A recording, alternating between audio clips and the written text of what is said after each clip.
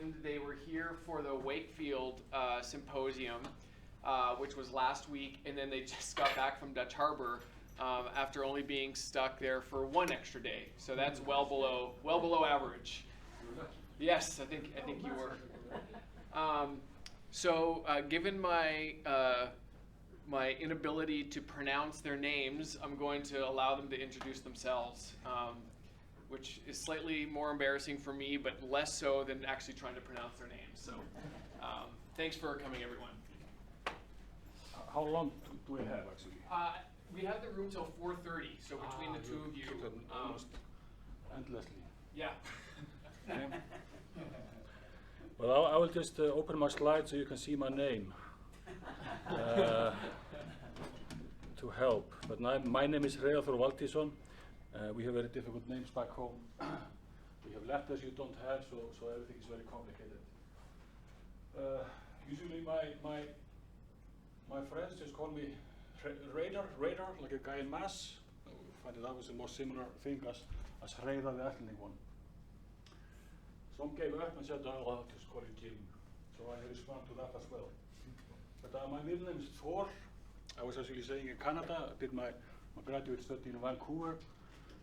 I thought about it, because nobody could say my name, I just used the name Thor. I'm a modest person, I thought it was a little bit kind of a megalomaniac. I'm Thor. So I settled for Hreiðar. But anyway, I'm a fisheries biologist by training, and I'm working at the University of Akureyri in Akureyri. There, 5 years ago, I think, I met Gunnar Knapp, which I was kind of hoping to meet here, but he was in a conference in Norway, but he managed to hook us up with you instead, which is wonderful, and I'm really grateful for you to be able to accommodate us here. We're happy about this. Now, we are kind of asynchronous, me and Hörður. I will talk more about the biology, while he will do the economics. Were you at UBC or at Simon Fraser? Yeah, UBC. Oh. Yeah. Oh, Only they've got fisheries people at both. yeah, but I was UBC. I was with Carl Walters. Oh, yeah. Now, I don't know, my slides got messed up a little bit, but this is my talk. Talk a little bit about the setting, Iceland and the fisheries management in the old times. So kind of the overall theme of this talk is fisheries management, and we'll start right away at the beginning. And then we get to the newer times, extension of the economic exclusive zone, and the biological management afterwards. The ITQs of the system, which I know many people are very interested in, is more Hörður to explain. I will go a little bit into explaining the current status of the stock, see how much time I have. I mean, there are many stocks, and we could talk about that for days, so I'll try to simplify it. And then talk about some environmental players. I mean, there are things happening that are unexpected. But basically, I mean, fisheries management are classically split up into ecological, economic, and social. So I'm going to have technical there. I avoid that. I would take the ecological part, while Hörður will take more the economical and social part of the part. Now, first, just Iceland, what is it? Well, it's an island in the North Atlantic, and it doesn't really have what people often think of as natural resources. Oil, minerals, we don't have any of them. There's some oil prospects, maybe, possibly, in 10 or 20 years, but hardly any. I heard in the news yesterday some guys were looking for gold, but they have done it before many times and never really found anything. So we don't have these. We are a poor farmland, a sort of farming, don't misunderstand me, and a very high quality farm products, but the actual output of the farms per square mile is pretty low.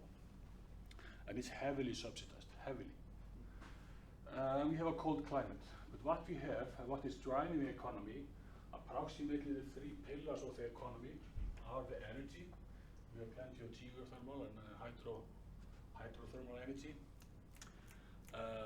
Hot water on the ground, waterfalls that are our main source of electricity. We have a unique landscape that's driving actually a tourist boom now. The tourism is actually now the biggest earner of foreign earnings into Iceland. And this has never happened before. It's just taking off vertically. And we have rich fishing grounds which surround the country, and of course that's going to be kind of my talk. Just for the perspective, we are fairly rich. We are catching from 1 to 2 million tons a year. That's 1 to 2% of the global catch. It's about 100 million tons. So we have fairly large fisheries. Usually from 10 to 20 globally. If you take the FAO catch database, we're usually in place 10 to 20. And I'd like to tell the Europeans that if we would join the European Union, we are not part of the European Union, we would be the biggest fishers there. The population is quite small, and if you convert this population here into, divide the fisheries by population, we are among the highest in the fisheries. So catch per population is high. The only ones higher than we are the Faroe Islands and the Greenlanders, who are our closest neighbors, and the Falklands Islanders, which are not really catching the fish. They lease the right to fish to others. I don't know, if Alaska would be thought of as an independent state, they would probably be up there. So other big players in the fisheries are off of Alaska, northern Norway and northern Russia. So these are kind of the big fishing nations. Why is that? This is approximately the Icelandic grounds. We have the warm current coming from the south, relatively warm water. And think about that, we are here, this is approximately 66 north here. So we are about the same latitude as Fairbanks, I think. So we're pretty far north. And compared to how far we are, it's actually quite warm. The northern waters are much more fluctuating. You have a tongue here of the Irrigation stream, which is a branch of the Gulf Stream coming here north. But this is highly variable how strong this is. Both between seasons, in the winter, this warm thing here will retract here, and some years, you know, it doesn't even go there in summer. Then these colder currents will come here, and this, for example, this current brings. Do you think it's hearing me? The microphone? Brings pack ice. So sometimes if this one is very strong, it will bring pack ice around the country. So there's a lot of variability in the north. And this is somewhat reflected in the fisheries, and perhaps this is one of the reasons there's a lot of fisheries. The worm is fairly warm and stable, providing very good spawning grounds. And this is where most of the fish stocks actually go to spawn.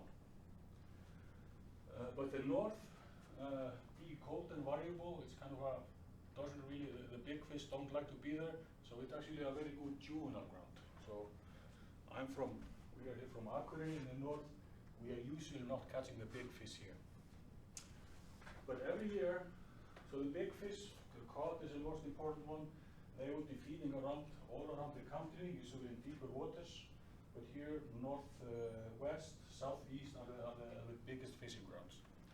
So this is actually where the cold and warm currents are colliding, and this creates a lot of welling of nutrients and therefore phytoplankton bloom. So high productivity areas in this area. But you know, don't misunderstand me. The cod can't be all around the country. In the spring, or late winter, the cod accumulate here in the southern grounds to spawn into shallow waters. And they used to be the main fishing area. In the old times in Iceland, all Icelanders would go there to the south to catch the cod, because during the rest of the year, the cod was not really available for the rowing boat they used. It was too deep. But here, spring, the cod would be in. So this shaped the Icelandic society for centuries. But this is, in a way, I mean, we were in Dutch harbor. This is in a way similar to the Aleutians, that you have this rather sharp boundary. They're lying on a boundary, cold north, warm south. So this helps in creating rich fishing grounds. Now, history of fisheries and climate. This is estimated climate in Iceland from Moberg and friends from the year 800 to until the modern day. And you can see there has been high variability. It was quite warm here in the beginning. Then it got cooled down, it's getting warm again. And this has very much influence on the society. Now, I'm only going to talk about the history of Iceland from the perspective of fisheries. There is a lot of interesting happening in the history of Iceland in these early years. The country got settled in 874, and then there was a lot of adventure and heroes around. We wrote a lot of sagas, a lot of books written about the old Icelandic, the golden age we call it. We had a parliament which is still working, established in 930, and we think of the oldest parliament in the world. We found America, you know, there's a lot of things happening during this time. But this society was a farming society. So they came from Norway, British Island, as farmers. They would fish, there was a lot of fishing in the stories, but these are subsistence fisheries. So they were fishing for themselves or to sell to the farmer in the valley or like that. So fisheries didn't really play a big role during these early years. 1262 we lost the independence. We did it ourselves. We were not invaded. We just, after a heavy civil war in Iceland, we decided that the king of Norway would also be the king of Iceland. But that's not really part of the story. Now, in the 14th century, fisheries began to become really important as export commodity. We can see it from the trade papers at that time, but the traders who at that time were mostly Norwegians. They had the timber to build the boats. Iceland didn't really have the timber, so we had to often rely on foreign traders. They would rather want to have fish than agricultural, wool products. There are many reasons for that. The towns in Europe are getting bigger. They needed protein for the population. The population by the coast was also growing, so there was more pressure on the fishing stocks closer. They could provide enough fish to the growing population in Europe. So they began to look for fish in further away places. And we had plenty of it. The same happened in Norway. They began to export fish a little bit earlier. So this is kind of a price of fish simply went up. Catholic fasting, of course, helped a lot. Could not eat meat, but you could eat fish. So this helped the price of fish to go up. Were there any technological advances around then as well? Not in the fisheries as such.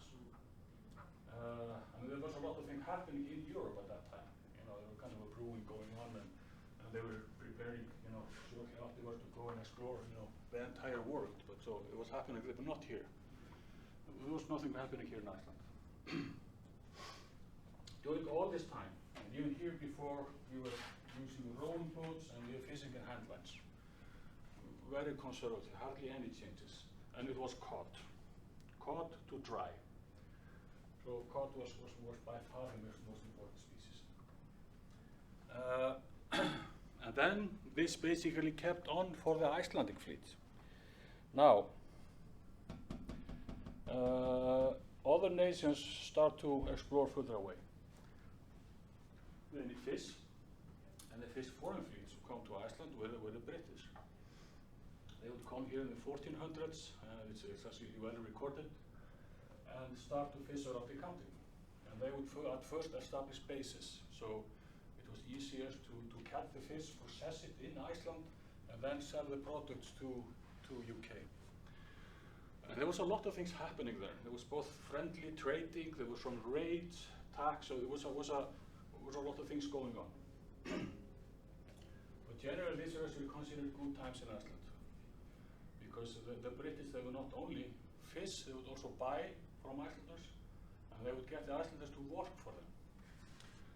And so we had a kind of emerging towns began to come in Iceland. Pure farming doesn't have towns, but you have fishing, you have more concentrated, specialized workers, so towns, were kind of a beginning.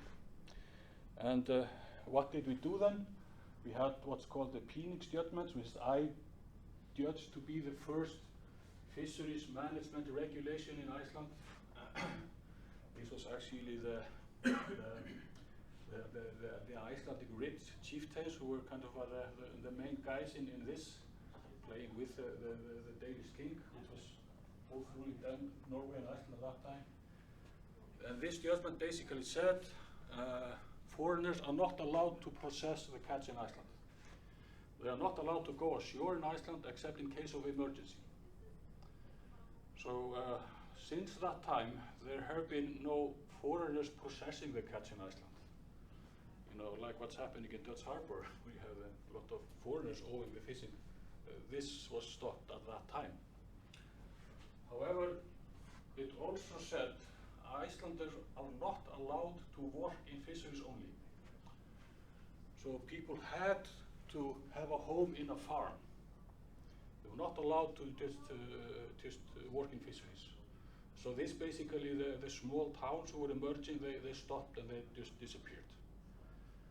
So basically towns are illegal, what these regulations say. And these rules had far-flung influence in Iceland, you know, huge influence. First of all, there was less contact with foreigners, so they could not operate from Iceland. And secondly, towns were stopped. And the Icelandic fishing industry kind of was stagnated, just, you know, it was frozen in this form. The people working in the fisheries were working in the late winter season in the cod fisheries. Then this season would be end in May, the fishing was over, then they would go in the farming. So it was the same people who would go and do both actually. And this actually fitted quite well with the season. And fitted quite well with rich farmers who were competing with the fishing fleet for the labor. They didn't have to pay so much wages. But the Icelandic fisheries, we still had a British fleet fishing off, but they just couldn't process the shore. They had to have bigger boats to process the catch on board. They didn't go away. Then we had other fleets coming. We had a period called the German century. Actually, these were mostly German traders. They were not so much fishers themselves. They would hire the Icelanders to fish with a special license for the Danish crown. We had Basque whalers in the 17th century. The Basques are great seamen, and they would gradually go over the world. Some people claim they found America before Columbus. It just didn't tell anybody about it. Dutch and French fisheries later on. So a lot of foreign fleets, but we weren't really interacting a lot with them. They were on big sailing boats fishing around the country, and we were not allowed to trade with them. We would trade with them a little bit, you know, but that would be, if you were caught, you know, you were in trouble. And another thing happening during this period is that these were a very cold period. So these are actually pretty bad times. If you read the annals from Iceland, this is, you know, these are misery. There were famines and freezing and a lot of bad things happening during this time. Mostly probably because of, or partly sociological, because of partly this year, but also because of the very cold climate. So the North colony in Greenland, they died out about this time here, so we were actually not very far from that in Iceland. When it's cold like that, it hardly supports the farming society anymore. But we had the fishery, so we survived it. There were, during this time, some management regulations, but they were all kind of self-imposed. So the fishermen themselves or the local community would set regulations on the fisheries. And they were mostly to keep everybody equal. These were all hand-line fisheries, so using bait, they were rowing, they were trying, they were catching cod, no change there. But sometimes inventive men would find new ways. They would try gill nets, longer lines, different baits. And these will usually be banned, made illegal. So every time something new popped up, it was usually not, it's illegal, you're not allowed to do it. Why? Well, because if this guy was catching too much fish, he was catching the fish from this guy. So the thought was, you know, there is an equal amount of fish in the sea. If somebody is catching too much, he's taking the fish from the other. So that was the idea. So they wanted everybody to be equal. If you use just bad fishing gear, everybody will catch equally badly, but the amount will probably be the same as if one is good and other bad. So they didn't really think about it as a, they will catch more fish. Just, same amount, nobody can do, nobody can excel. And was that all open, all parts of the island? From the Yeah, northeast to the southwest, and the same Well, management approach? Mostly in the southern part, because those were the biggest fisheries. So, but it was different between regions. They would have a bit different regulations between different regions. So this was not the government saying, do that, but what broke this was the foreign trawlers.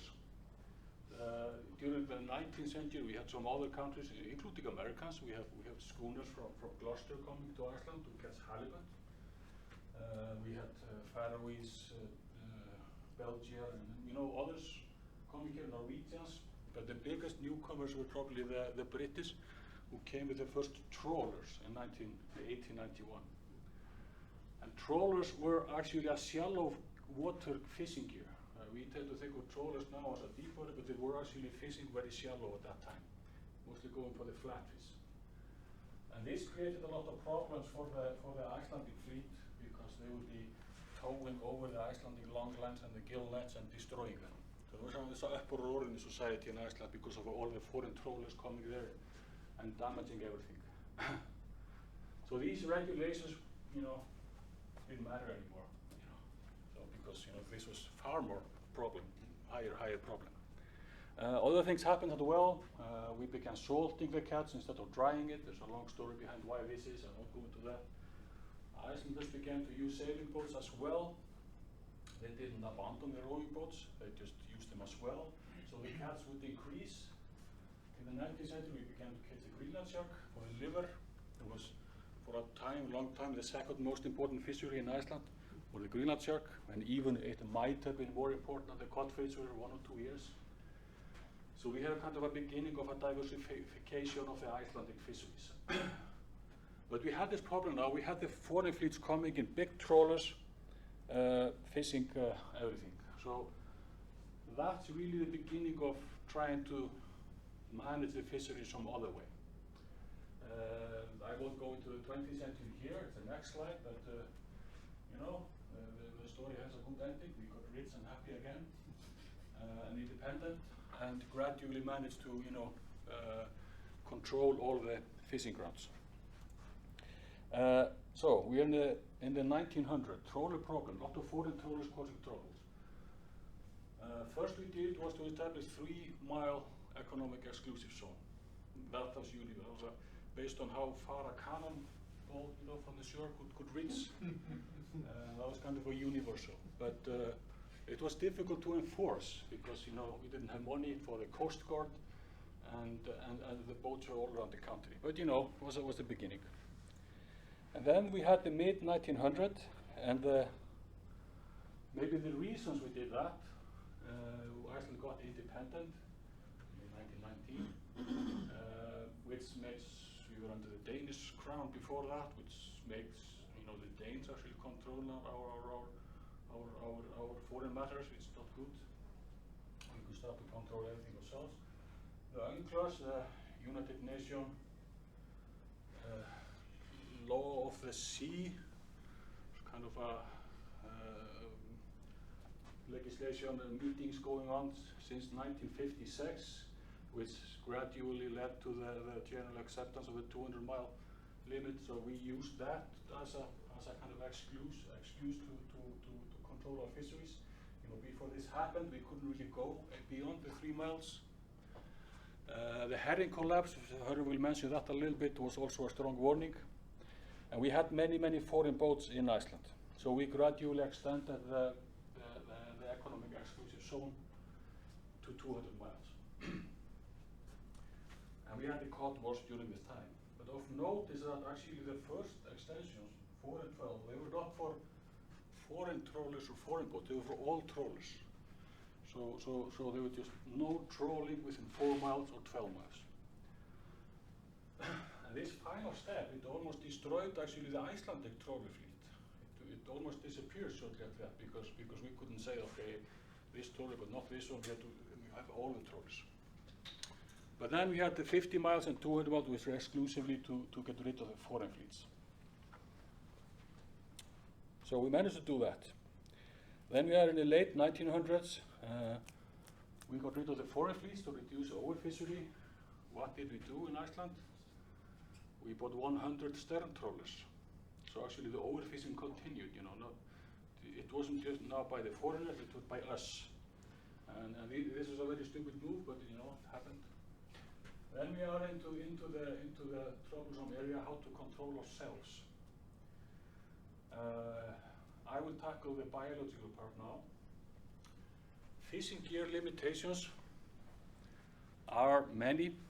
They were the first that we used to control the fisheries, control the nest size. That was a kind of a first thing to try to step on the brake.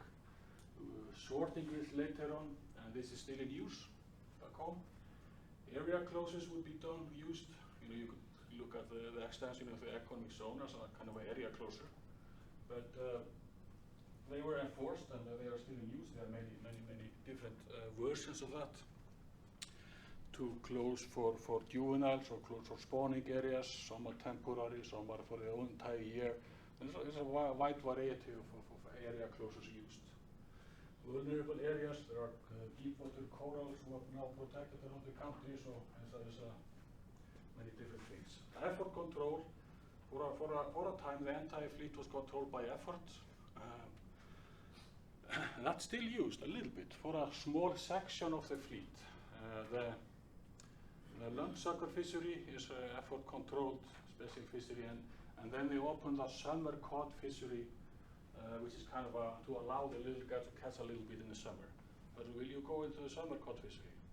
No. Yeah, so that's a kind of to open up the fishery for new people. It's a social thing. The general quality of these cats is not considered quite good, but it's to make people happier. And of course, total allowable catch in the end. Herring 1968, lobster 73, cod 84, and generally then more and more species have a total allowable catch. And this is all now by individual quotas. So we don't have these derby fisheries where there's a total cap, and when you reach cap, all the fishery stops. It's all split up between the fleet. So some boats can finish the catch, but others can continue.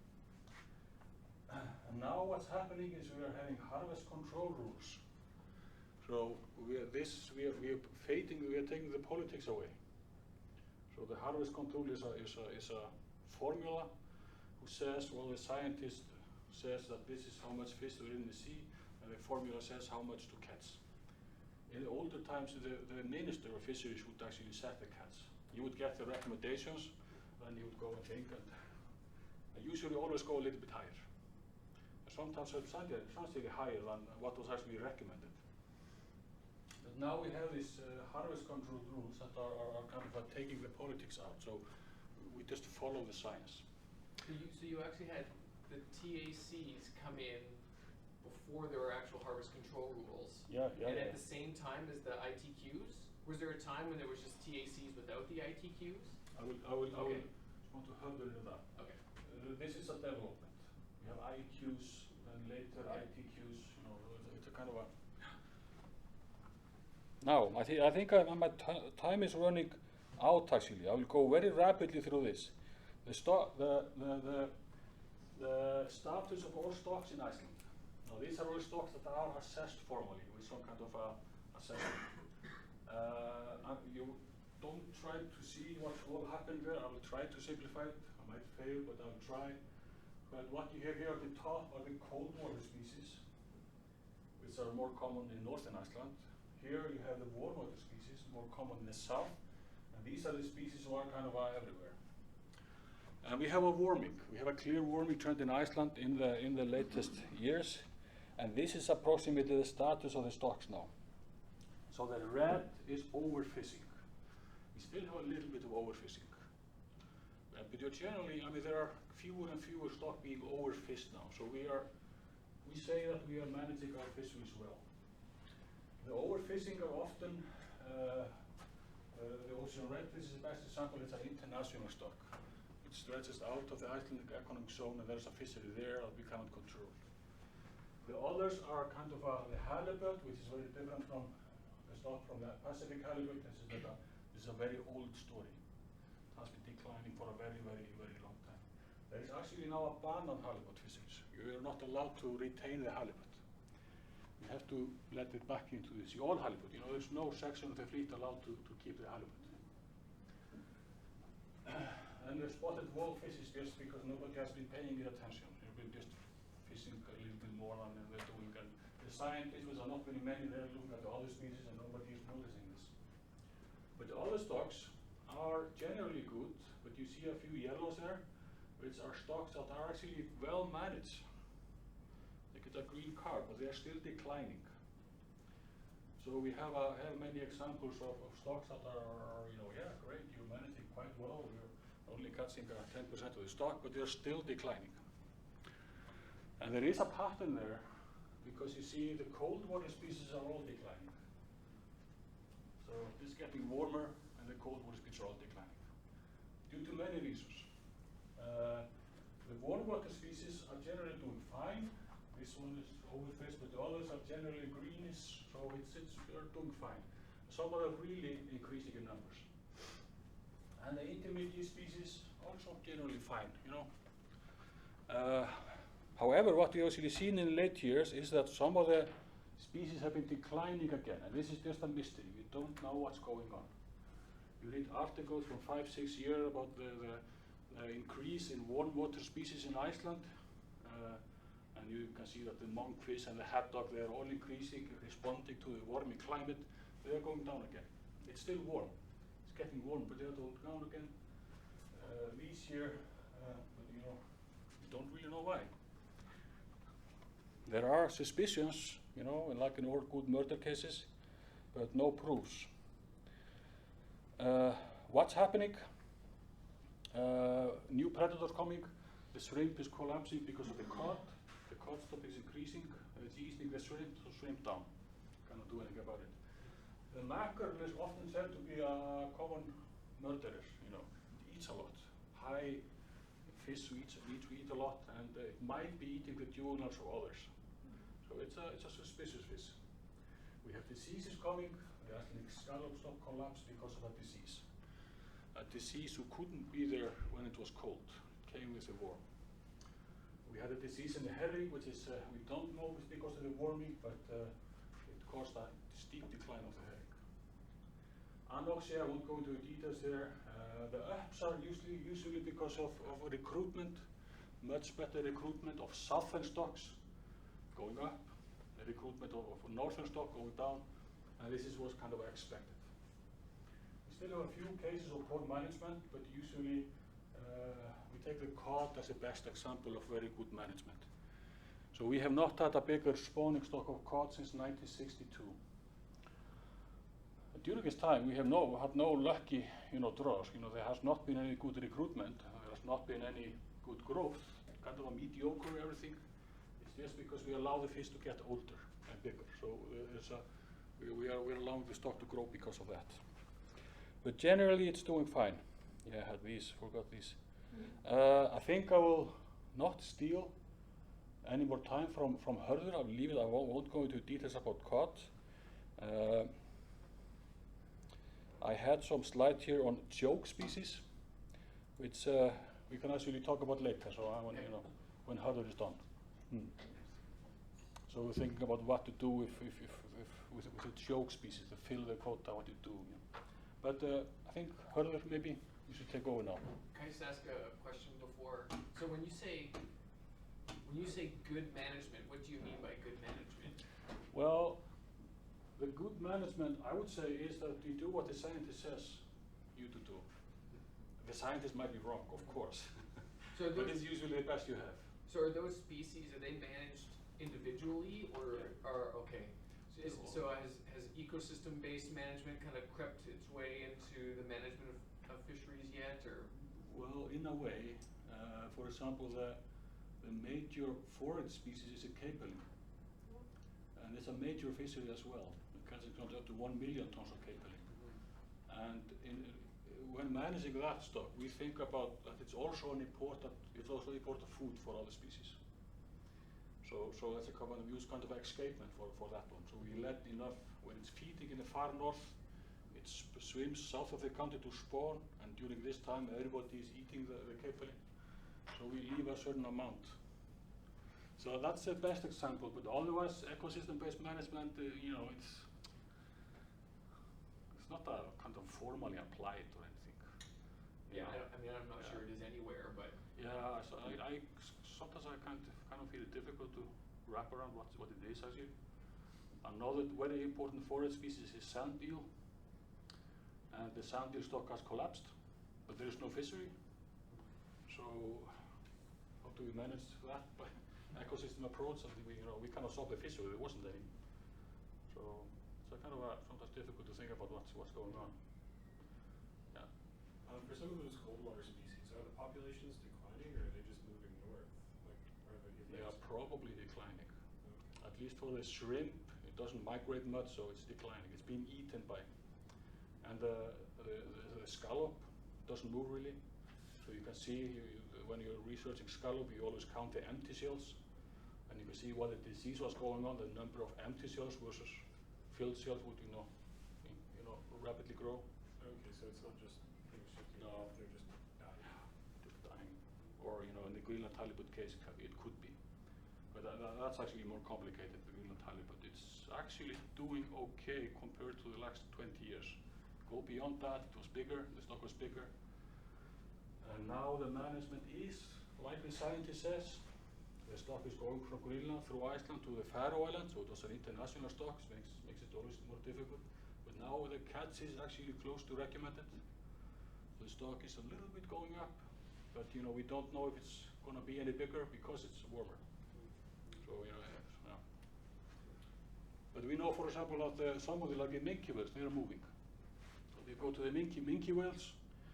The number of minke whales is declining, mostly because we were feeding on sand eel, and they are moving around. They are going to other places.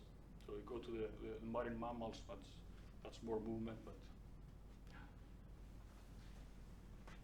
Related to cod, since that's your kind of bread and butter target, how about the size? What's the trend with the size of the fish that are being harvested?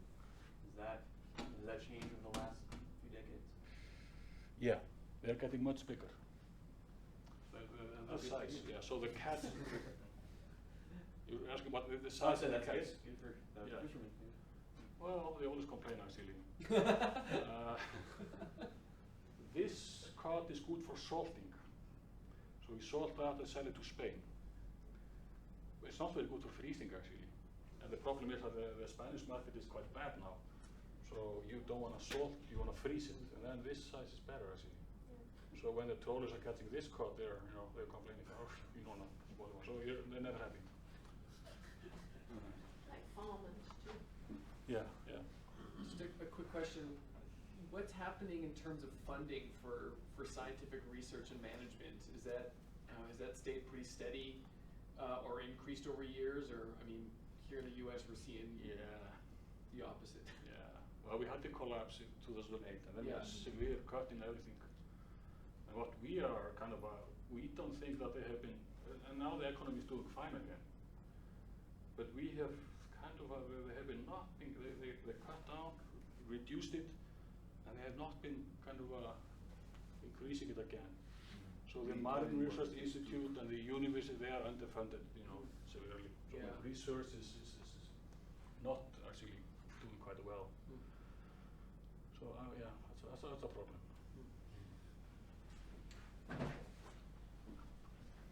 We can continue afterwards, but Hörður, I guess you will introduce yourself and your name. Another silly name.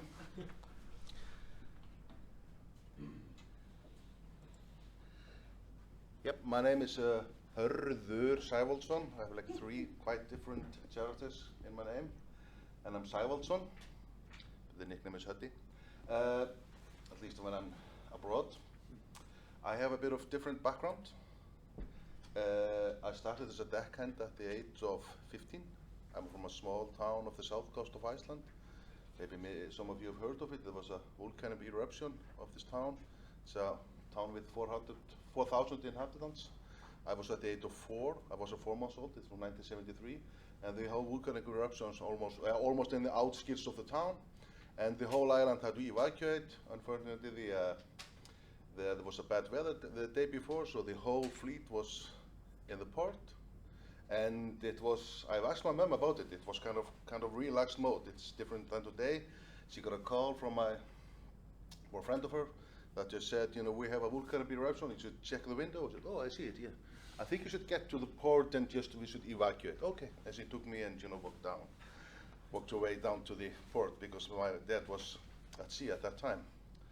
So that's my background, and I started in the fisheries as a deckhand at the age of 15.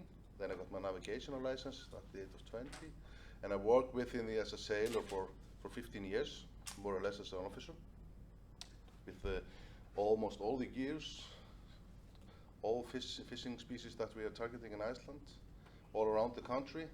Then I later on turned to the marketing of navigational instruments, and then I learned the fishery science study, and even got further away. I got to Scotland and studied economics of banking, and I graduated exactly at the time we had the banking collapse in Iceland.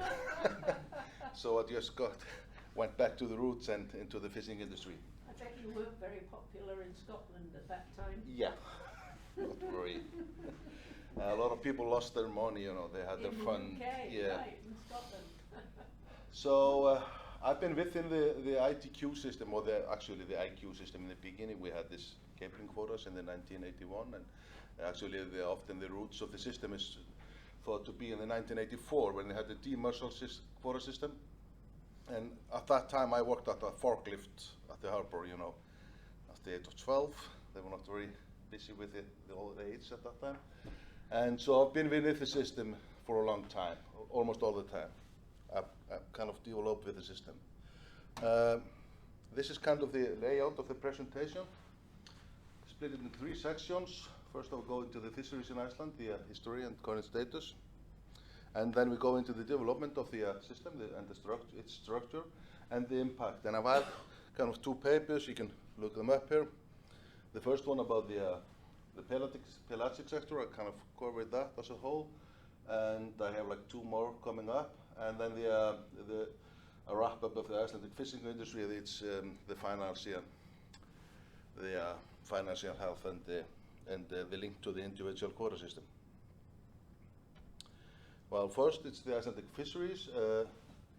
As Hreiðar told you, we had these foreign vessels fishing in Iceland, and we extended the exclusive economic zone. We got rid of them. And then a number of Icelandic fishing vessels increased quite sharply. And we had these kind of larger vessels and a lot of technological changes.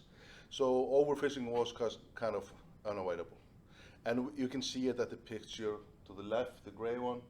These are in 1945 herring fisheries. They had 2 rowing boats. Took a huge amount of time to catch this 100 metric tons, and that the vessel was capable of carrying. They had 18 persons. But today, the carrying capacity of the vessels at the pelagic fisheries is like 3,000 metric tons with a crew of even down to 8. So it's a huge difference. It's all chilled today. So we needed some kind of management. This is the catch in the Icelandic water, and on the left axis, you can see the catch in million tons, and this is a year from 1900. And the green one is the cod fisheries, and the blue one is the other demersal species. Then we have the herring boom, the red one, and then later they switched to capelin, and other pelagic species here. So this is quite a lot of fisheries. Overall, in terms of quantity, the pelagic species, they are 60 to 70% of the catch quantity. But however, for the value, the demersal species have 60 to 70% of the total value. Even the ex-vessel value, and the same for the export value. It's quite similar.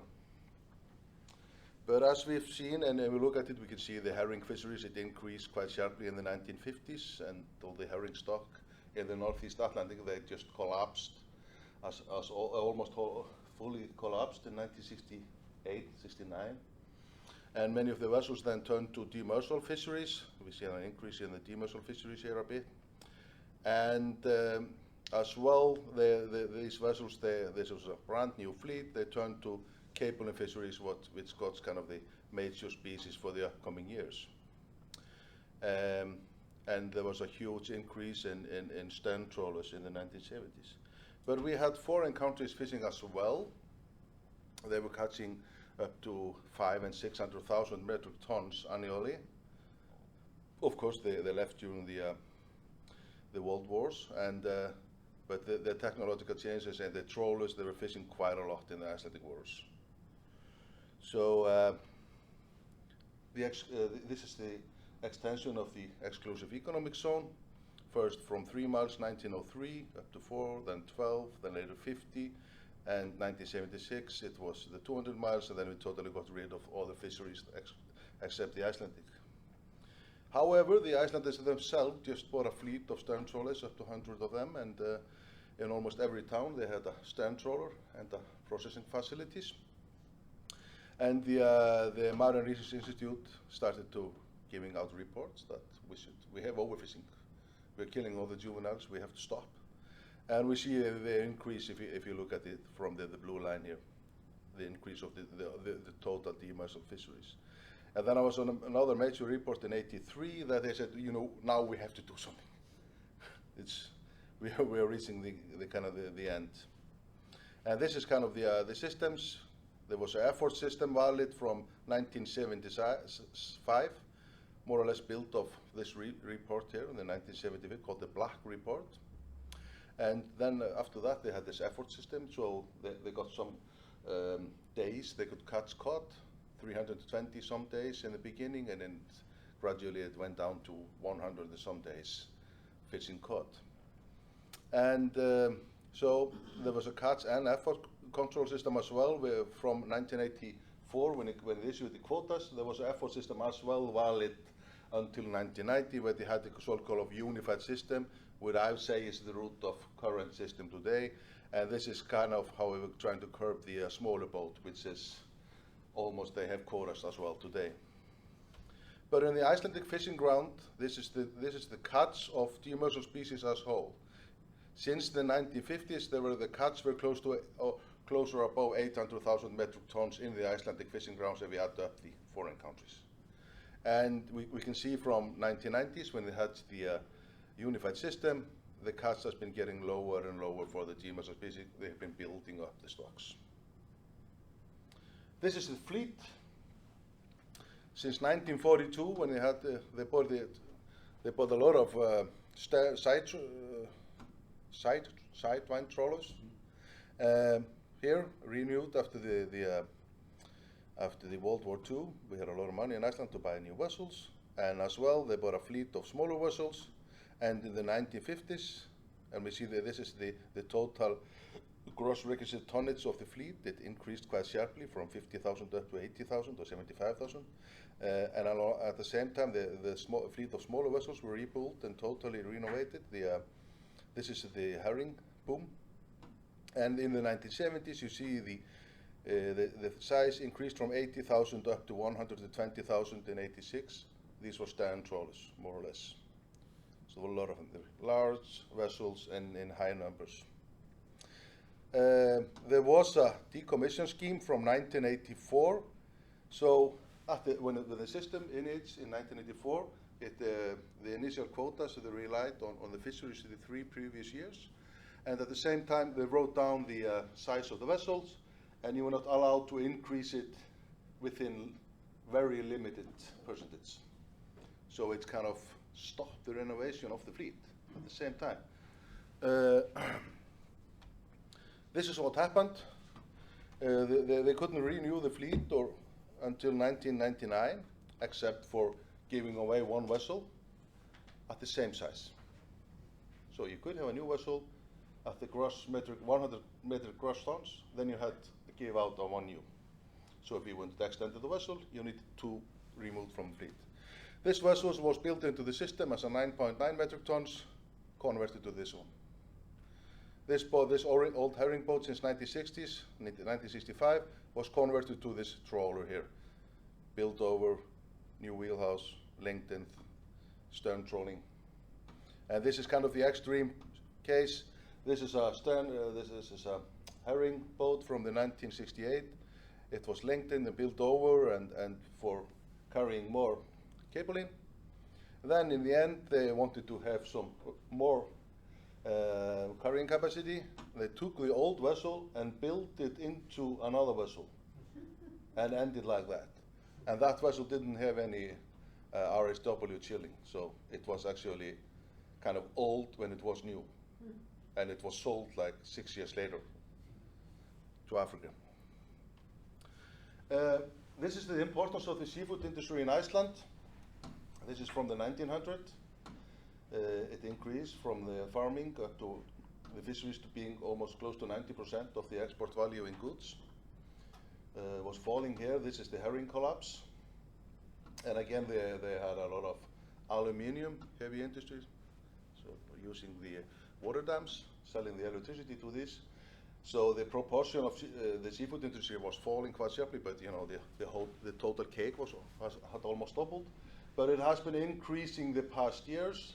They have been increasing the value of the export value of the seafood. And the export value past year was $2.3 billion US, and the annual quantity is close to 1.5 billion metric tons. So it's quite important in Iceland. Just want to mention that it does not include exporting services. Yeah, this is just goods. Yeah. goods, only the goods. Is there any aquaculture in Iceland? Aquaculture. Very low. Okay. In quantities, it's close to 8,000 Okay. metric tons. So, but it's Is there a reason for why it's? I mean, just in Cold Norway, wa- it's huge. cold waters Oh, okay. and kind of tough weather to deal with Yeah. of the fjords in open areas. Mismanagement. Pardon me? I would also say mismanagement. Oh, really? But that's another story we could talk about. Okay. Yeah. So if we look at the system developments in the 1970s and 1980s, these are the stand trawlers. These are the cabling vessels, totally filled up, built over. And this is the smaller boats, or one of the older herring boats, you know, totally filled up with demersal species. And it was, you know, the processing facilities got kind of filled up, so it was just put on the ground and not much of issue to putting ice on it. So it was all about quantity, gaining the quotas, having as much as possible. So in the 1990s, they put up this kind of uniform system with almost fully transferable quotas. They introduced the fishing year because instead of the major fisheries, the spawning period starts in February, March, and April. So they had the fishing year, which starts in the 1st of September, to kind of forcing people to start fisheries without at the high season. So that when we reach a high season, they have covered like 4 or 5 months instead of finish all the quotas when the initial quota was given out in the beginning of the year. So from that time, I can say it's all about quality. I was there, you know, ice, towing for a short time, taking less and less per haul. You know, it's all about having as much as possible out of it, you know, revenues. So then if you look at the system, we have the Ministry of Innovation. They are always changing the name. So I say this is just Ministry of Fisheries, and they have a minister. And this, the Ministry of Fisheries has like 3 institutes under it. The Marine Research Institute, which covers the resources, then the Director of Fisheries, taking care of the management, and the MAST, which is kind of taking care of the quality issues. The Marine Research has the resources. It's all about sustainability and monitoring the resources. Then the Director of Fisheries takes care of the ITQ system and has to be a responsible management. So it's all about the operation of the system. And then it as well takes care of the monitoring of the system itself from the industry. And the MAST, they take care of the food and safety control. So, but in the end, you know, the industry is more or less because they are oriented toward quality. It's all about image and reputation on the markets. They are very worried about that. So, the Marine Research Institute issues a TAC advice to the minister, which is kind of, you know, having well in of the there's a maximum limit because of the catch rule. He sends it out, the TAC regulation, to the ITQ system, into the Director of Fisheries, which has all the numbers for the vessels. So therefore it flows the quotas from the resources into the system and to the industry, the ITQs. So they have the TAC and the ITQs giving out from the Director of Fisheries. Sorry, I have Yep. to leave. I haven't finished. Then we have like two additional systems, the Coast Guard, the police at sea, and the port authorities, which actually they write down the catch amount. So the vessels, they take care of the fishing, they register the catch data, they collect the catch data, and they analyze the data. So they compare it to their resources. And it's all about image and reputation, so sustainability, traceability, the eco-labels, the MSC, and you know, it's all about that for the industry. This is kind of a summary of the management since 1984. There were actually few species that got quotas before. It's for the Norway lobster, and even there was a TSC for the herring that collapsed. They gave it up to TSC in 1969, but they had the individual quotas for the Norway lobster and the Insusu and the Icelandic herring that collapsed, and as well as for the capelin. So these were some kind of special licenses that you needed to have. So the only species into quotas were these kind of four species. So in 1984 there were 7 species this year put into quota to kind of try to manage the overfishing. So we have the kind of catch quotas. Prior to that, from 1977 to 83, they had this effort system. So they have catch quotas, and there was a limited transferability. You had to have some authority approval from the minister. And for the smaller boats, that is, they had open access until 1984, but vessels below 10 gross metric tons, they were put into the system and they got quota as well. So it's a kind of system of 2. And even system of 3 because of the special licenses. So the vessels that got issued this quota, they got some quota subtracted because they had the special licenses. Between 85 and 1990, there was a mixture of, you had these quotas, and you could as well, part of the fleet could be an effort system. 1990s, the unified system, all system put together, and almost fully transferable. Vessels from 6 up to 10, it was up to 10 here, and between 6 and 10 were put into the system. These were 700 boats that were put into the system at 1990s, because the number of these vessels had increased because they were kind of open access between 84 and 1990. So when they moved into the transferability, did they bring in their allocations from the non-transferable quotas? And did those stay the same, or was there a reissuing of quotas when? No, they kept the same percentage. Okay. But you know, it's kind of a fall because they kind of were taking off the total for the smaller boats. In the beginning, the smaller boats had only 2% of the cod quotas, but in 1990s they got close to 10. So it was taken off the beginning, but you still held you had like 1% of the cod. You still had 1% of the cod, but the total sum has gotten less. Okay. And they complained a lot about it. And the special licenses were put into the same system. So actually this is a catch quota system, and the smaller boats, which are boats less than 6 gross metric tons. System of 2. So, and there is about a lot of development throughout this period. The laws were kind of rewritten in 2006, and there was put in a fishing fee and a maximum quota limit. I'll get into that later. And for the smaller boats, there have been a huge amount of all kind of regulations. But more or less, these 6 gross metric ton vessels, they were converted in 2002 to 15 gross metric, and even to 30 gross metric tons. They are still the small boats. I don't know, but they're quite few. They're capable of this vessels. They can carry up to 25 metric tons per trip with chilled and the boxes inside and everything. But in 2004, all species are put into quota, so it's kind of very limited today. And the number of species has increased quite sharply. Almost all species are within the management system today. So I say this is two system.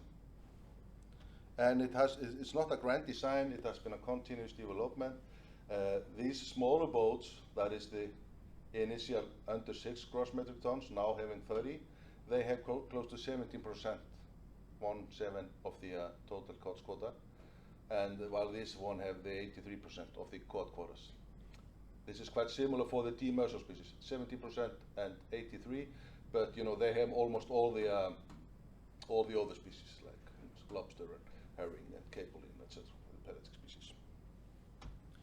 So the system impact, we've seen that there's a reduced catch since 1990s. With the transferability, it motivated the industry toward optimization, and there have been structural changes within this industry. There have been reducing cost or increasing profit. And actually in Iceland, we have this very low population, 0.3 million, and not a huge industry. The governmental expenditures are not very high compared to the nation, number of people. So the issue was kind of how to deal with this. They were kind of they have three options: quit the industry and leave, get some support from the government, or let the industry itself deal with it. And they let the industry deal with it by themselves.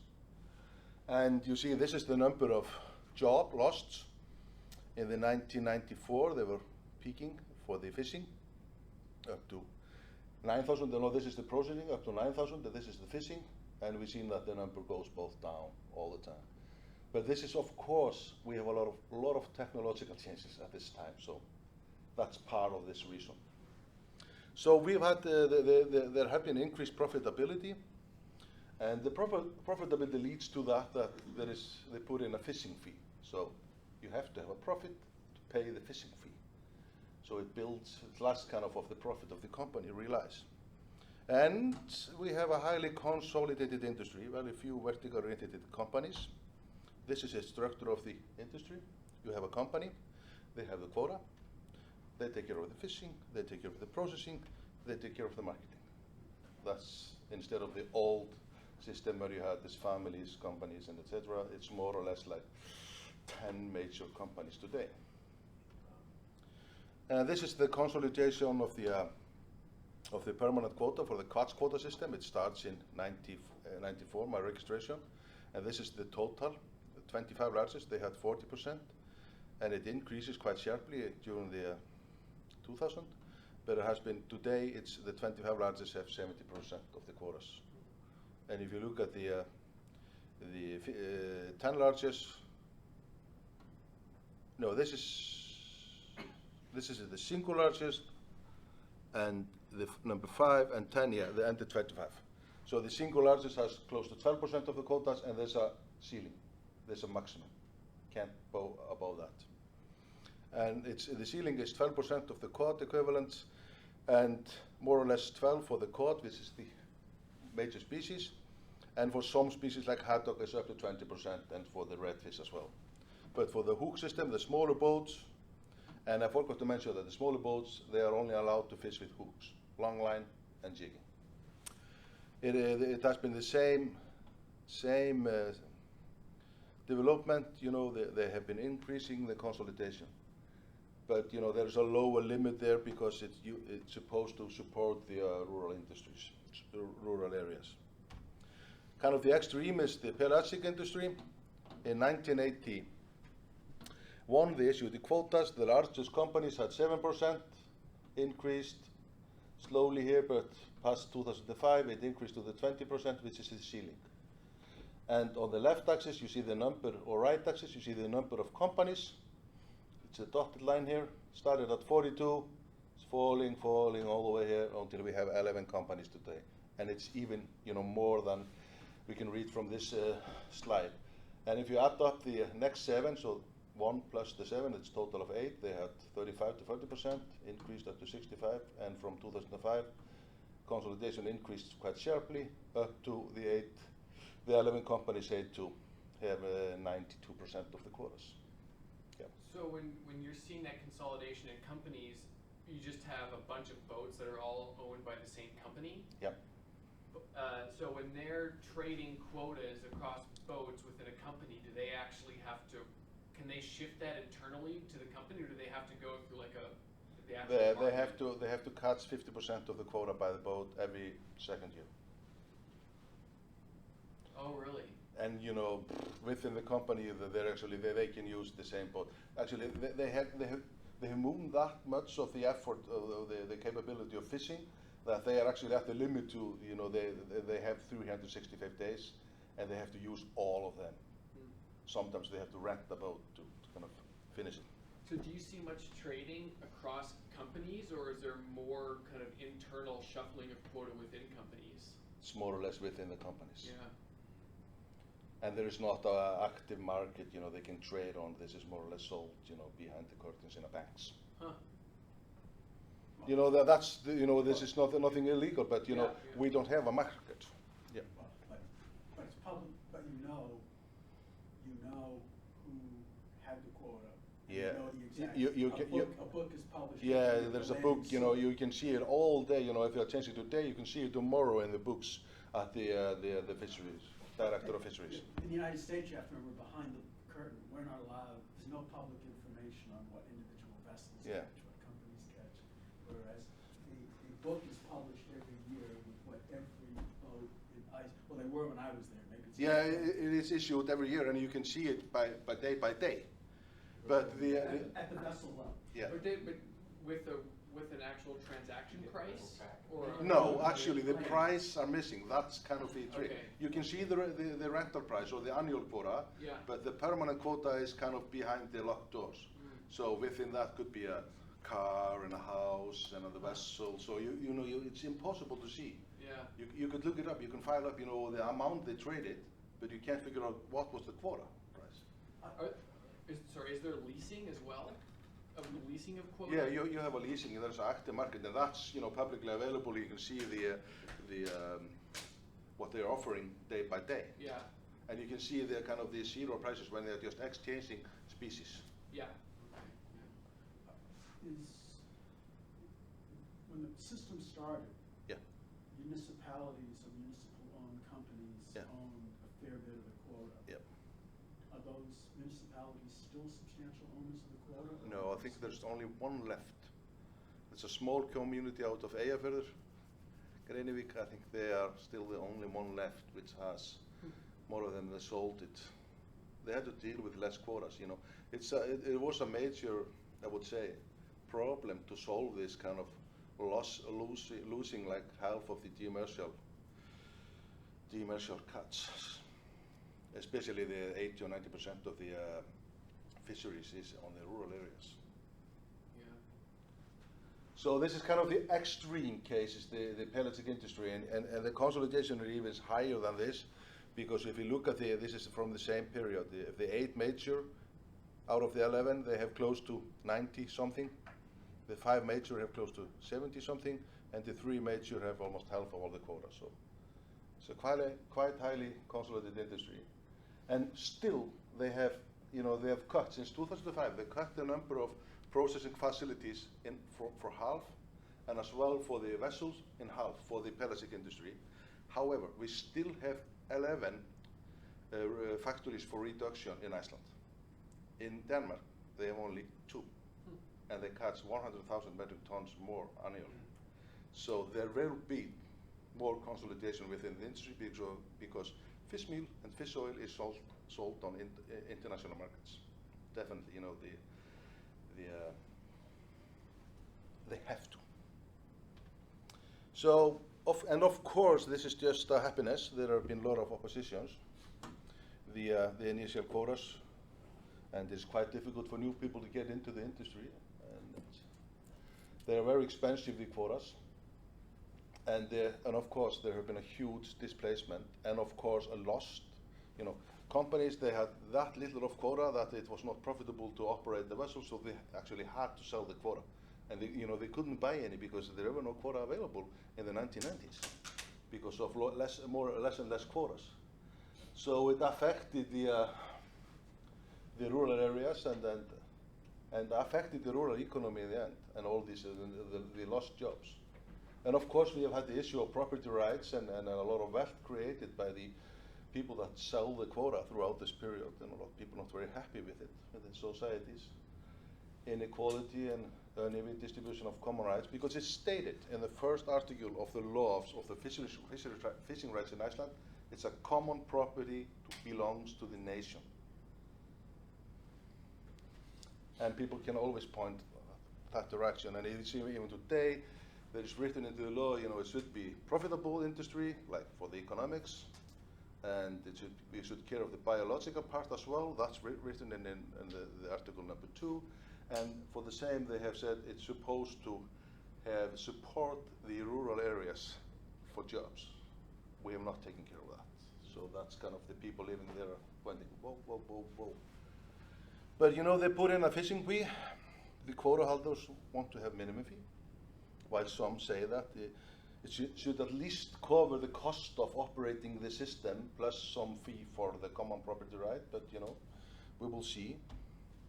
There have been a lot of adjustment to tackle this oppositions. The fishing fee was increased quite substantially in 2009. We'll see it on next slide. And 5.3% of the total quotas in Iceland are put aside. And it's used for this allocated to individual communities if they have some collapse within their industry for the processing, or there's some, like for the shrimp industry, it collapsed in some parts of in Iceland, so they were kind of exchanged. Then they gave out the quota for cod until the stocks have recovered, then they have to return it, then we get there.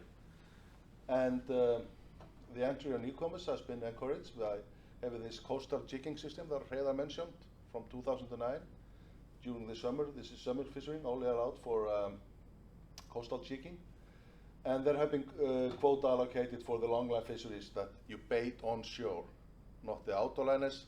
So it's kind of rolling back to the past and baited inshore to kind of create jobs. This is the adjustment they are trying to put in.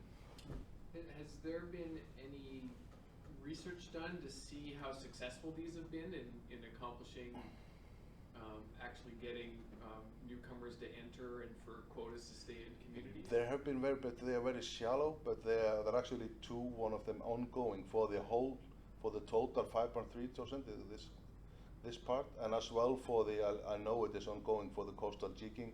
They are looking at who are these persons. Are these former fishermen, are we getting new people in, or are just people that want to have an extra money during the summer? That's what they are trying to find out now.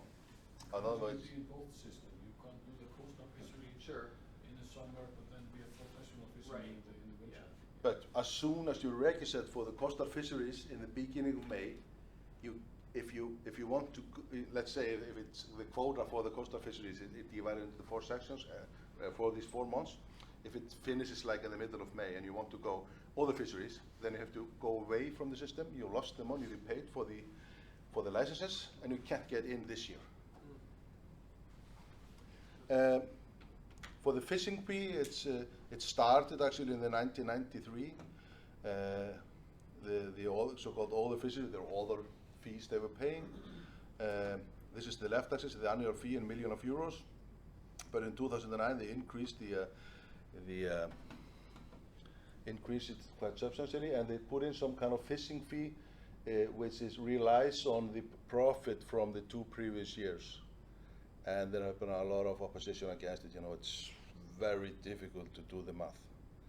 It's quite tricky. But for the past year, it has been close to 60 and 50 or 60 million then US dollars. It's quite similar. And on the right axis, you see the red line. That's the percentage of catch value. So it increased from almost 1% up to 6% of catch value. And this is the export value of the total export of seafood. So it's close to 3 3.5 of the export volume. So that's kind of the end. So that fee that you're showing, could you just go back a slide? Is that That one. is that just a fixed fee, or is it a percentage of harvest or a percentage of value? No, this is actually a fixed fee. The lower proportion, I don't know if you see the division that's here somewhere, two Yeah. colors. The light blue, that's kind of fixed. So for every kilo you get, you have to pay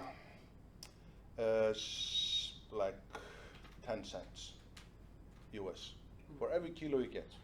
You know, everybody have to do that. Yeah. Yeah, I was gonna ask a taxation question. Yeah. Because you kept saying fee, and I was thinking maybe it's an annual access fee, but this is a form of what we would call tax. Linked to landing.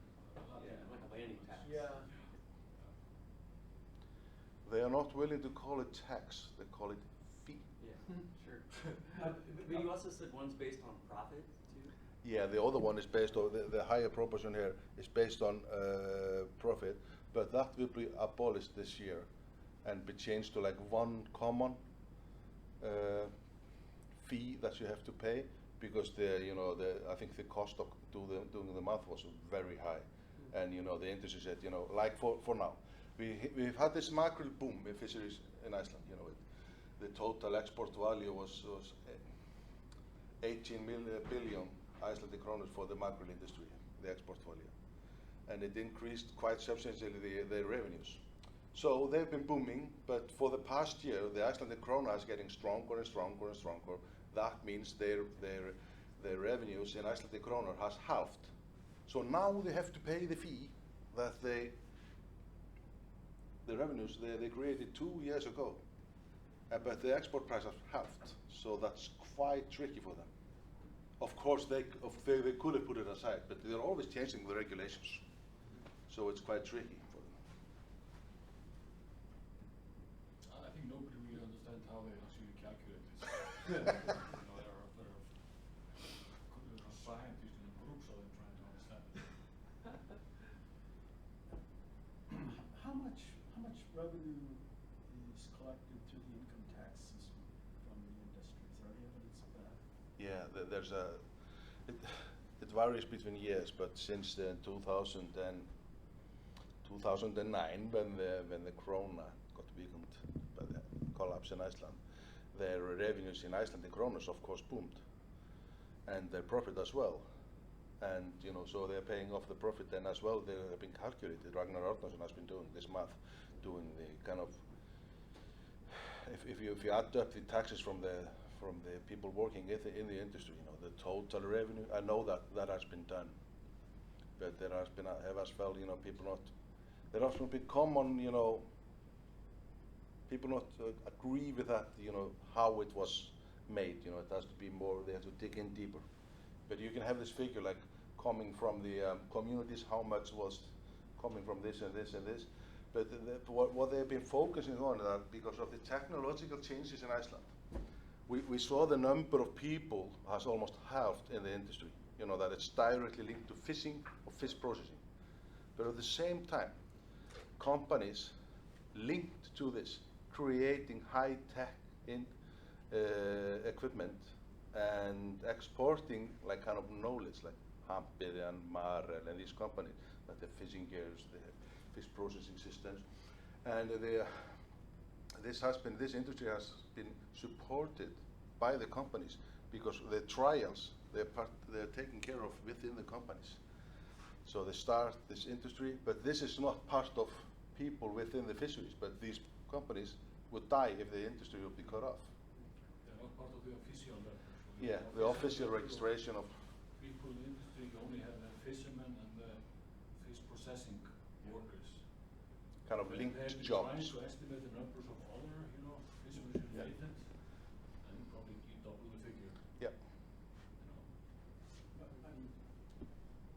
in the U.S. system, for a variety of reasons, fishermen probably pay less in income taxes than other people do. Fishermen have a belief that they shouldn't pay income taxes, so they don't. And it's going to be an issue for Alaska as an income tax, because fishermen fishermen simply avoid claiming income by being paid in cash and that sort of thing, particularly in small fleets. And then the larger fleets are subject to the U.S. rather, well, the fact that the U.S. income tax code is, has lots of incentives to do things to avoid being taxed in terms of investment. And the marginal tax rate in the U.S., of course, also is, by the standards of Iceland, is relatively low. The top maximum tax rate is 37%. That's the same as in Iceland. Is it the same as in Iceland now? Yeah. But at what income would you reach the 37%? What income? I think there is, it was kind of twofold system. Then you reach some amount, you have to pay higher, up to 42. But I think that's they are abolishing that now. So they reach down to 37, 38.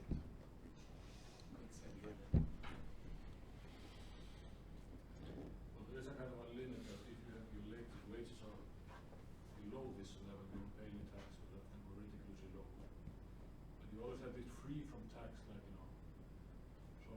some part of your wages are free from tax, and then you have just a fixed amount of tax, no matter how wages are basically. Yeah, everybody gets this kind of support, like 100,000 Icelandic kronur per month. So if you're under that, you don't have to pay taxes. But if you add that to the tax bracket, you will still reach the 37 point something.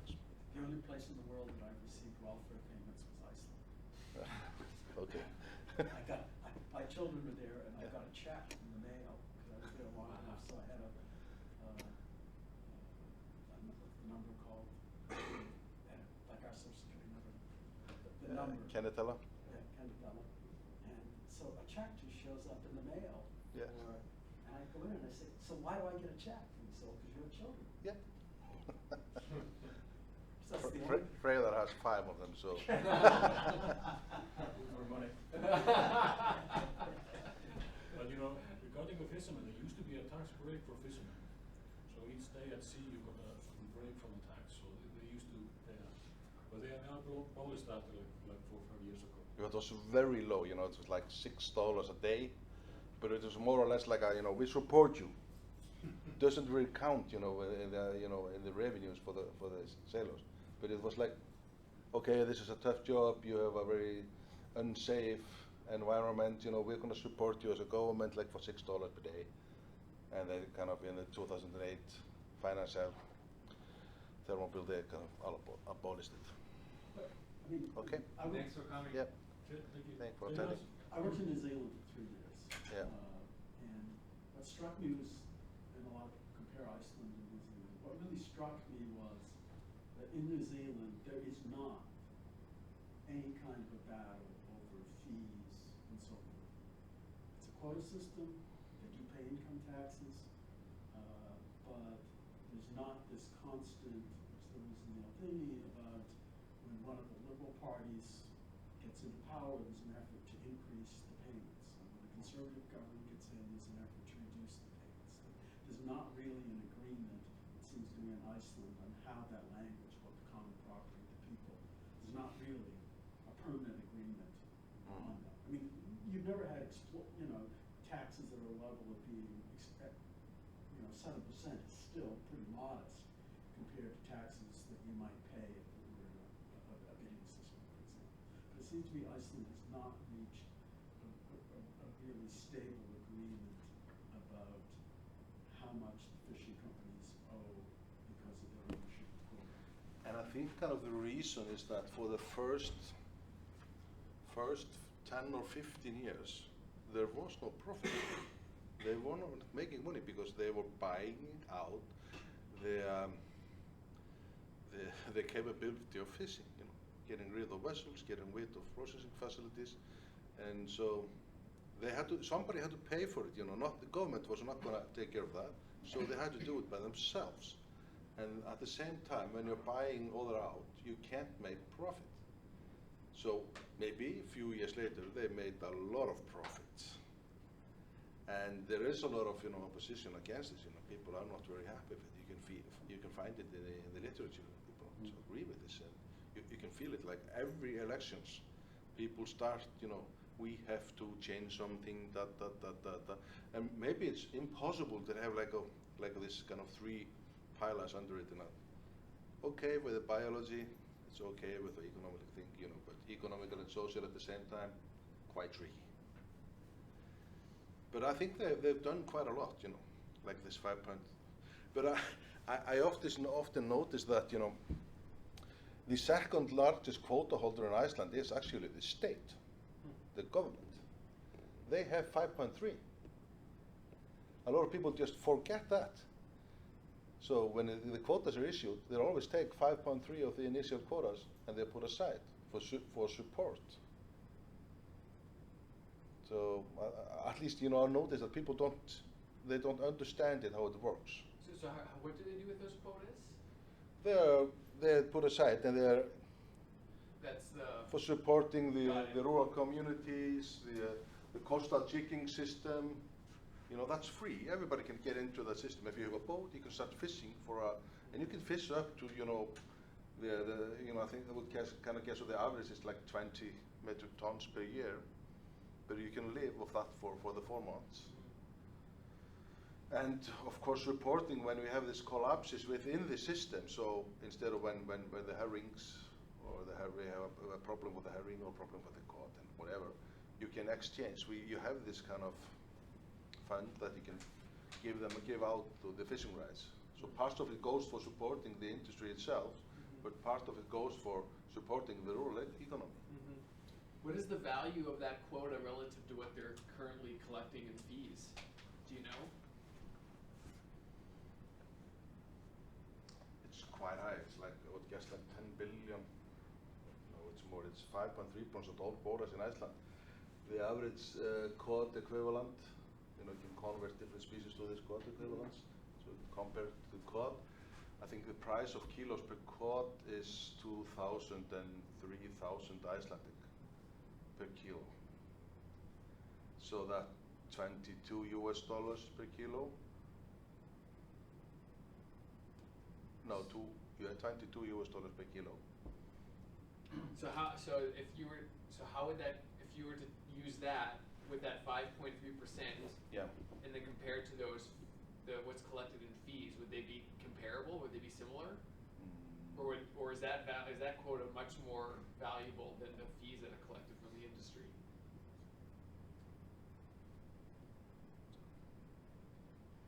I really have to do the math. Yeah, These quotas cannot be sold or leased, so they're kind of well, but that's because, I'm thinking of it in terms of an opportunity cost for the government, right?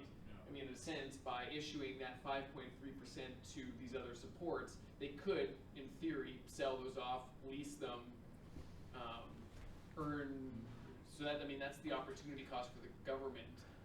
So I'm wondering, because it seems like there's different implications for putting in a fee to collect revenue to then support the industry versus holding back a certain amount of quotas and then issuing those for support services. But then the fee is supposed to cover the cost of the operation of the system. Right. This is supposed to partly support the industry itself and the rural economy. But of course, all of this has face value at the end. Right, yes. Could you put back up the chart about the fees? So I just say something that Ragnar said to me. Ragnar said that in that period where the fees were at 2% and below, Yeah. he thought that the calculations would show that the cost of running the marine ministry, the research, the enforcement, and so forth, plus port fees, would be more than what the industry was paying. That we were not recovering costs. Yeah, they were definitely not covering cost until maybe somewhere in this period Right. here. So this is and if you look at it, like paying like less than or close to 1% of catch value for fee is quite fair. Well, Ragnar said in the context, I said to him, having visited us long ago, I said, one thing that always amazed me was that the industry, unlike in New Zealand, where there was real interest in the industry self-managing, Iceland, there didn't seem to be any interest. The industry was quite happy to let the government run the system. They're equivalent in size, but they didn't want to take it over. Whereas in New Zealand, the industry was actually talking about taking, and has taken over functions like they run the registry, for example, in New Zealand. And the And MRI. Ragnar said the reason the industry wasn't interested was because they were getting such a good deal that if they had to run and pay for the system themselves, it would cost them more than what they were, what was being paid in fees. But with the lack of kind of this question came up this winter. As we saw, kind of the capelin is one of the major species in Iceland. And if you have booming capelin fisheries, it will deliver a lot of revenues for the companies. And what happened to this year is that they go like one trip in the beginning of the year, they go one trip during the autumn to check if they can find the capelin. And they go like 15th of January or so, when where the season should start, and try to find and estimate the amount of capelin in the area. And they went there and didn't find any, so said we were not going to issue any quotas. So in the end, the companies themselves said, okay, we're going to pay you for getting there. They asked the government for money for taking an additional because it counts a lot, if they will find it. They said, no, you have to somehow deal with it yourself. Okay, and they kind of paid for it, 30 million Icelandic kroner, and they found a lot of capelin, and they issued a lot of quotas, and they kind of had the opportunity to fill the markets. That was they kind of worried it would be lost to the Norwegians, and the total export value was 17,000 million Icelandic. 17,000, but the cost of finding the capelin is 30 million. But that raises a question: is the MRI independent anymore? If they have to rely on payment from the industry. That's kind of the issue that often comes up with the institute in New Zealand. It's could be quite tricky to be a scientist and you get your salary from the companies. Will it be replaced? But, I mean, in theory,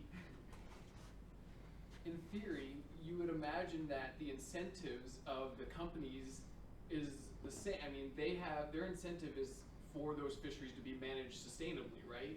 So it's not like there's some perverse incentive for them to influence science such that they can get, higher total allowable catches now at the cost of, overfishing later, right? But it might be other, don't find these deep water corals, because there's a lot of, Right. Oh, so that's. Oh, I see. So that's you can also the have MR. That's all. Oh, okay. So I thought that was the other arm of like the looking at quality issues of quality and yeah, right. Oh, so that's the same. Yeah, I mean, Got it. there are, I'm not saying they would do it actually. Yeah. Because I think the industry back home is, they wanted to develop, but then you have a little bit more struggle between, like the cod fishermen and the capelin, Yeah.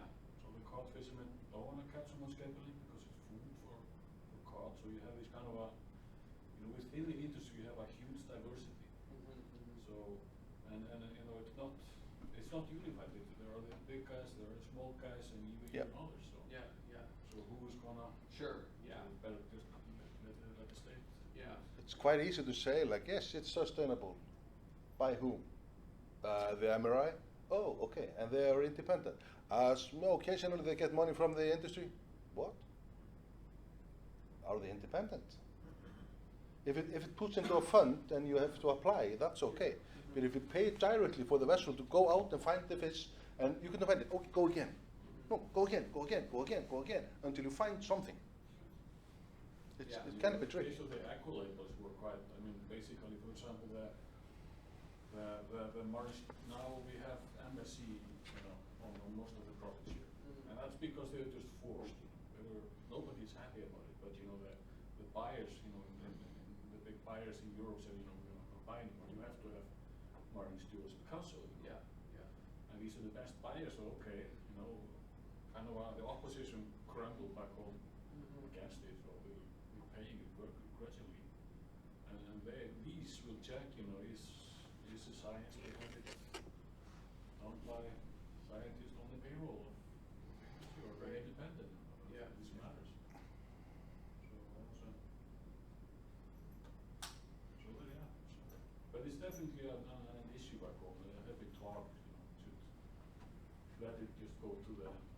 industry and that sort of. Yeah, they're often put their fingers like on New Zealand and say, see how it's done in New Zealand. You know, it's all about, you know, private property there. Yeah, yeah. But, you know, is it a private property if somebody is capable of taking half of the quota and redistribute it? Is that a private property? You know, they gave it to the Aborigines, so the half of the quotas in the end. Yeah, it's interesting. I mean, when you went through your slide about oppositions and to the ITQs, I mean, it's just point by point. It's consistent across all places where Yeah. ITQs have come into place. Both huge issues in Alaska right now, and you know, it's interesting to hear. I mean, even some of the solutions that you posted here as well are also similar to some of the solutions that are taking place in Alaska and have been over time. Like we've got these community development quotas that were issued to Western Alaskan communities, which, you know, in some dimensions have worked very successfully and others not. But now we're seeing this permit trust or permit banks for some of the state fisheries where basically they're trying to allow basically community entities to buy limited entry permits to then lease to local fishermen to Yeah. create entry opportunities. And so I mean, like very similar to what you put on the board here. So it's very interesting to see. I have, you know, in my papering about this, the pelagic industry, I just, you know, my final point was that, kind of, okay, the summary is we have very consolidated industry, we have few companies, we have few processing facilities, they have kind of, it's profitable today. However, there will be a generation shift. You know, the initial people will leave to be sold. And with, you know, it's almost impossible for foreign companies to invest in Icelandic industry since what, 1400 or 1600. And today, you know, you can buy 25 directly, and with a lot of tricks and a lot of different companies, you get them 1/3 and 1/3 and 1/3. You can reach 49%. It's heavily regulated. And if foreign investment is kind of, you can't get in. And we have, on the next slide, we can see that there's the 5 major have 70 something and 8 major. So they could be get down to 5. So who are the possible buyers then? Because 2 of these companies have reached the ceiling. Mm-hmm. They are not the capable buyers anymore. And like the major company in Iceland has reached the 12% maximum level of total quotas. And they have been forced to sell part of the quota because of it's calculated in quota equivalence. Mm-hmm. So when they have a huge herring, you know, capelin season, and that converted to quota equivalence, they go above the 12%. So they have to sell some quotas, you know. You know, all the way we have to raise the ceiling and kind of accept that there will be fewer companies and they will be stronger, or allow foreign companies to get into the industry. And I would say that I'm not very happy with these multinational companies internationally getting into this business. You know, I think you have that in kind of Dutch Harbor. Why do we have to change something? There's one change that is. Somebody has to buy it. Interesting. Why? Somebody has to buy Why something. don't they just go public? You know, there's only one Icelandic fishing company public, so you can buy it there. There used to be more actually. So a lot of them went into the stock market for a while, but then they gradually all withdrew from that. Why? Strong Icelandic krona. It's all very tricky to run the companies, and this is so dynamic industry. Like last year, they had very nice markets or great markets in Russia, and we're exporting redfish and capelin, closed. A lot of markets in Nigeria for the triproglust, some kind of water, closed. Oil prices collapsing, closed. You know, and you know you have to be very, you know, you're always adjusting, and it's not like operating a company, you know, having very flexible revenues. So it's a tricky business to operate in it. Yeah. You have the stocks on one side, which Yeah. is quite tricky. Yeah. And then you have the Market, market, and you which is have to tricky, kind of, or it's a You have to make a decision today, not tomorrow, because stocks are piling up. You know, these factories for the pelagic industry, their output per day is 1,000 metric tons. You need 50 containers per day to get out of the per day. You know, it's piles up. You need one vessel a day during the season. But it's quite amazing